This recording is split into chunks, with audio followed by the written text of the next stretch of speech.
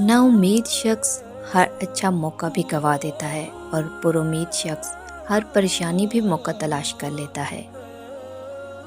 کل کی فکر مت کرو، جس رب نے آج تک سنبھال لیا ہے وہ آگے بھی سنبھال لے گا۔ اگر اللہ تمہیں وہاں تک لے کر گیا جہاں تم جانا چاہتے تھے تو یقین رکھو بہتر ہوگا وہ جگہ جہاں وہ تمہیں اپنی مرضی سے لے جائے گا۔ زندگی جن زخموں سے بھری پڑی ہے ان زخموں کا علاج صرف سجدے میں موجود ہے۔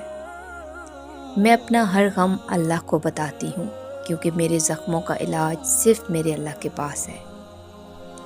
قرآن مجید کی خوبصورتی یہ ہے کہ آپ اس کے پیغام کو بدل نہیں سکتے، ہاں مگر وہ آپ کو بدل سکتا ہے۔ جس کے ہاتھ میں قرآن ہو، اس زبان پر اللہ کا کلام ہو، نہ وہ دل سے بے سکون ہو سکتا ہے، نہ وہ ہاتھ خالی ہو سکتے ہیں۔